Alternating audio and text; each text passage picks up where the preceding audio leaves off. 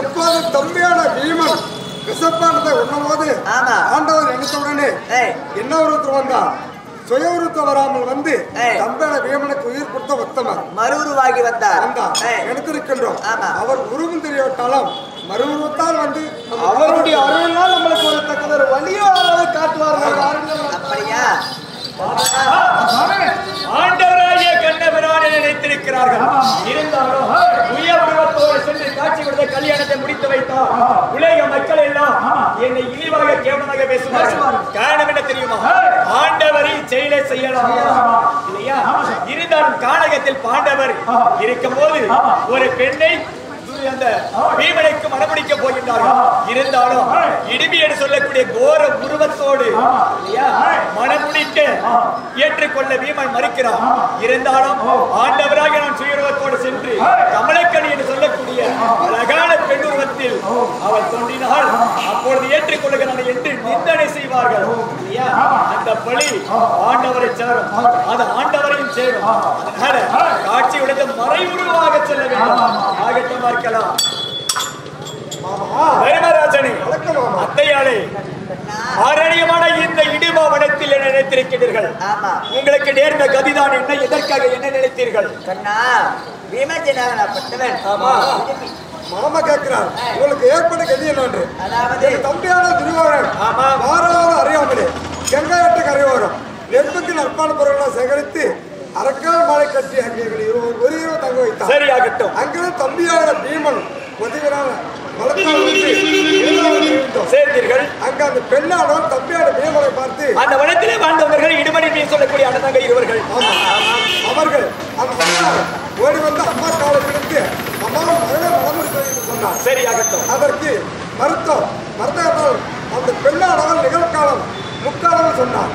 அதை அறிந்து நான் சொன்ன தம்பியான பீமனுக்கு மனமுடிக்கலாம் என்று பீமனை பார்த்தால் தம்பியான பீமன் அண்ணன் தர்மன் இருக்கும் போது பெரியவராகிய தர்மராஜன் இருக்க சிறியவனாகிய நான் மனைக்கிழமை ஒரு பெண்ணை இது உலகம் நிச்சயிக்கும். அதனால் அண்ணன் இருக்கும் போது தம்பியான மனமுடிக்க கூடாது. அதற்காக நினைத்திருக்கிறீர்கள். வழி தெரியாமல் அப்படியா? அத்தையே கவலை வேண்டாம் தர்மராஜனே, அதற்கு ஒரு வழி சொல்லுகிறேன். இருந்தால் நான் சொல்ல முடியாத வழியை நீ கேட்க வேண்டும். மாமா, இதுவரைக்கும் நீ சொன்ன வார்த்தை எதுவும் மறந்ததே கிடையாது. எனக்கு உனக்கு ஒரு பந்தயம். பந்தயத்துல யார் ஜெயிக்கிறார்கள் பார்க்கலாம். பந்தயத்தை முடித்து உன் தம்பியாக பீமனுக்கு மனம் முடிக்கலாம். விளையாட்டு ஒன்று இல்ல. ஆமா, அவர் இரண்டால மாதமாக இப்பொழுது தர்மராஜனுக்கு திருமணம் முடிக்க வேண்டும். இருந்தாலும் நான் ஒரு மரத்தை ஏற்படுத்துகிறேன். கல்யாண முருங்கை மரம் இல்லையா, அங்கே உருவாக்குகிறேன். அந்த மரத்திலே முத்தம்மாள் என்று சொல்லக்கூடிய பெண்ணை இல்லையா வெளிப்படும்படியாக செய்ய வேண்டும். காரணம் என்ன தெரியுமா? இந்த கலியுகத்தில் தான் ஒரு பெண்ணிடம் சேர்ந்து கற்பை சூறையாடினால் கூட தண்டனை கிடையாது. ஆனால் தேவர் காலத்தில் எல்லாம் ஒரு பெண்ணை தொட்டாலே அவள் கெட்டாள் இல்லையா, உறவு கொள்ள வேண்டிய அவசியமே கிடையாது. அந்த பெண்ணினுடைய கையை பிடித்தாலே அவனைத்தான் அந்த பெண் மணக்க வேண்டும். அந்த விதி அன்று நாளில் இருந்தது. இப்பொழுது பார்த்தால் தர்மராஜனை அந்த கல்யாண முருக மரத்தை தொடும்படியாக செய்ய வேண்டும். முத்தம்மாள் என்ற பெண் வெளிப்படுவார். என்ன பந்தயமானால் அதோ கல்யாண முருக மரம் அங்கே இருக்கிறது. அந்த மரத்தை முதலில் நான் தொடுகிறேனா அல்லது நீ தொடுகிறாயா? இருவருக்கு பந்தயம். அப்படி? ஆமா. என்ன மாமா, அந்த கல்யாண முருகத்தை முருக மரத்தை முதல் யார் தொடுகிறோம் பார்க்கலாம். ஆமா, இங்க கீழே ஜனங்களா பார்க்கட்டும். முதல் வாடலாமா? நான் தான் பந்தி வைக்குவா பொதுவாக. ஆமா, நான் எப்பயுமே பதில் மனுஷன். என்ன சொல்றேன்னு தெளிவா சொல்லு. ஆண்டவர் சொல்லி இருக்கிறார்.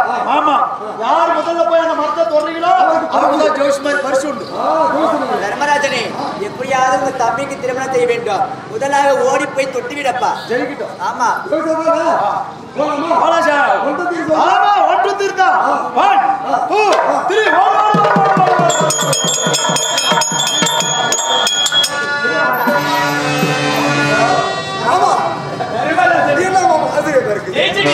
எப்படி பந்தயத்தில் வென்றது?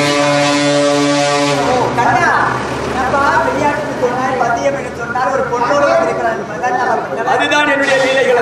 அப்படியா? அதாவது தர்மனுக்கு திருமணமாகாமல் தம்பி பீமனுக்கு எப்படி மனம் முடிப்பது சஞ்சலத்தோடு இருந்தீர்கள். கல்யாண முருங்க மரத்தை நான் உருவாக்கினேன். அதில் ஒரு பெண்ணை வெளிப்படும்படியாக செய்தேன். உடைய மகனாக தர்மராஜன் தொட்டால் பெண்ணாக வெளிப்பட்டார். கல்யாணம் அது அண்ணா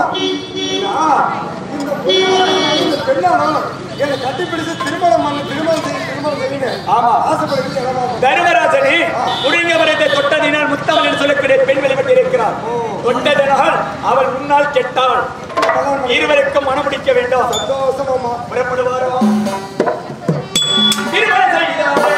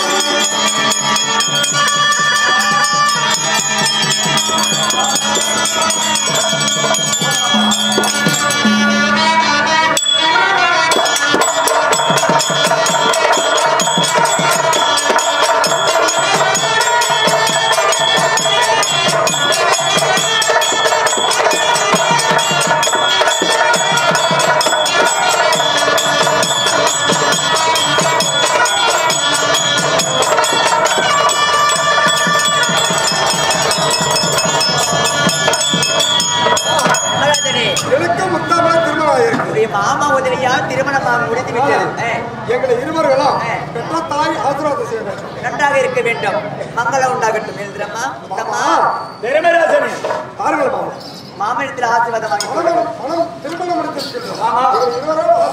16 செல்வங்களை வெற்றி பெருவாழ்வு வாழ வேண்டும் என்று வாழ்த்துகிறேன்.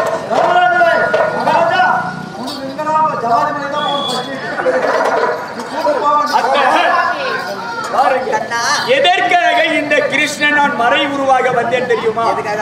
முத்தமன் என்று சொல்லக்கூடிய பெண்ணை உங்களுடைய மகனாக தர்மராஜனுக்கு மனம் முடித்து வைத்திருக்கிறேன். உங்களோடு இந்த பெண் வர முடியுமா? முடியாது. அழைத்து சென்று அங்கும் இங்குமாக அலைய வைக்க முடியுமா? முடியாது. அதனால் இந்த முத்தமன் என்று சொல்லக்கூடிய பெண்ணை ஓர் இடத்தில் ஓர் நாட்டில் தங்க வைத்து தர்மராஜன் வந்து போவான். இந்த வேலையை கண்ணனே செய்திருக்கிறான் என்று உலகம் நிந்திக்கும். அதற்காக நான் மறை உருவாக வந்து மனத்தை நான் முடித்திருக்கின்றேன்.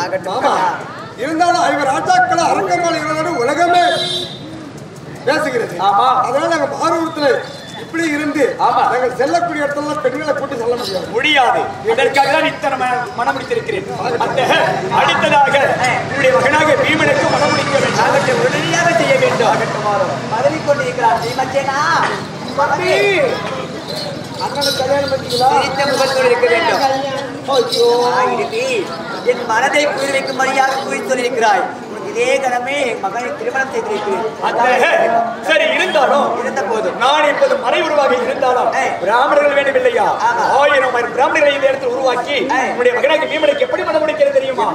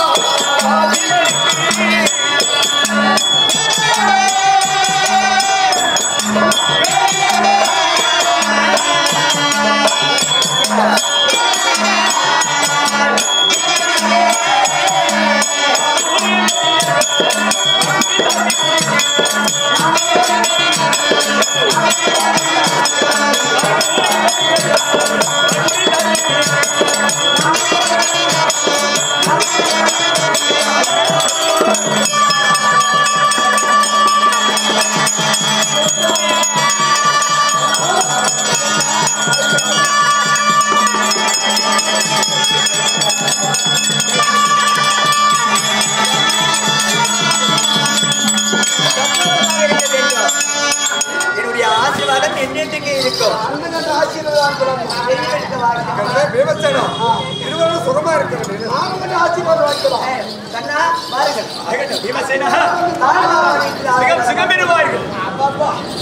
அப்படி இருந்தாலும் இப்பொழுது திருமணமான கையோடு இந்த வனத்தை நமக்கு இருக்கலாகாது.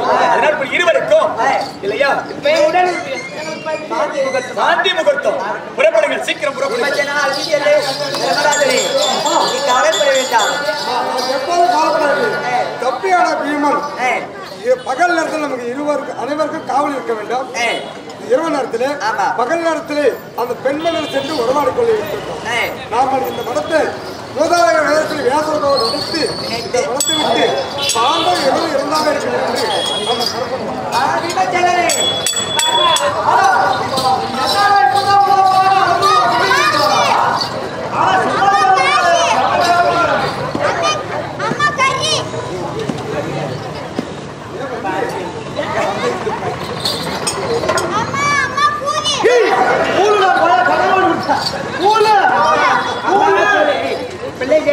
என்னுடைய பேரண்டாகப்பட்டவன் என்ன சொல்லுகிறாய்? அம்மா எனக்கு பாசி வேணும், சோசி வேணும், கூழ் வேணும் கேட்கிறேன். பேசுனா சாதாரணமான குழந்தை எப்படி அம்மா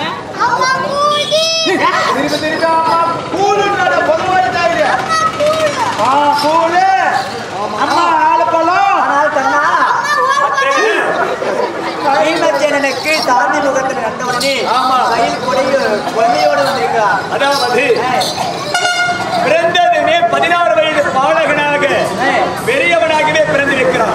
இந்த வனத்தினுடைய சாபம் என்ன தெரியுமா? இந்த வனத்தில் வாழக்கூடிய அரசன் இறந்தால் அவனுக்கு நிகரானவன் இல்லையா ஒருவன் பிறப்பான். அதனாலதான் இடும்பன் இறந்ததுமே இந்த வனத்திற்கு ஒரு அரசன் வேண்டும்.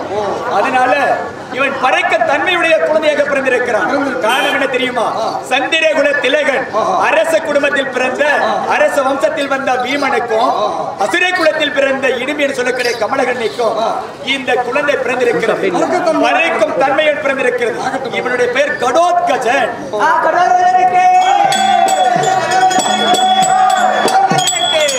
ஏனென்றால் ஒரு அரசன் இந்த வனத்தில் வாழும்போது இன்னொரு அரசன் இங்க வர முடியாது, பக்கம் நெருங்க முடியாது.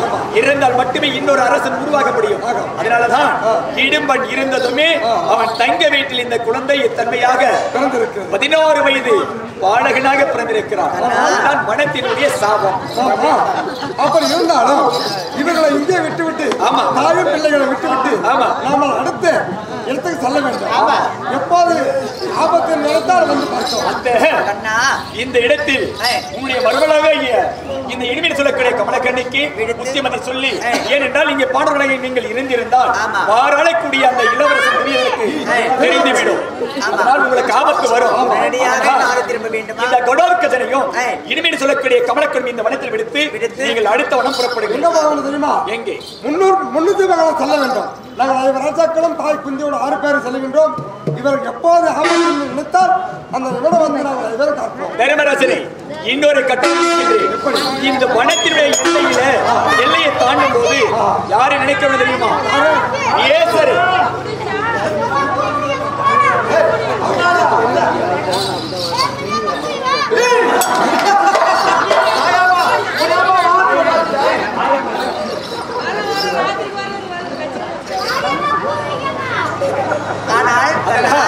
இந்த வனத்தினுடைய எல்லையை தாண்டும் போது உங்களுடைய தாத்தாவாகிய இயேசு பகவானை நீங்கள் நினைக்க வேண்டும். அப்படி நினைத்தால் அங்கே ஒரு குளம் உருவாகும். அந்த குளத்தில் ஐவரோடு உங்கள் அன்னை நீங்கள் 6 பேரும் குளித்தால் உங்களுடைய உருவம் சுய உருவம் மறையும். பிராமணர்களாக உருவமாறீர்கள். அப்படி பிராமணர்களாக இருந்து நீங்கள் எங்கே போக வேண்டும்? 300 மகளும் புறப்படுங்கள். வீட்டில் சென்று புறப்படிகள் பார்க்கலாம். சென்று வருவோம். மன்னனுடைய தாய்மாமன் சொல்லியவாறு நீயா குலத்தில் பிரச்சனை உண்டானால் பிரமணனாக உருவம் எடுத்து மகரம் செல்ல வேண்டும். இருவர்களும் இங்கே இந்த வனத்தில் இருந்து மருமகளே, அதனால உனக்கு குழந்தை பிறந்திருக்கிறது. நான் என்ன பண்ணும் பாட்டியப்பா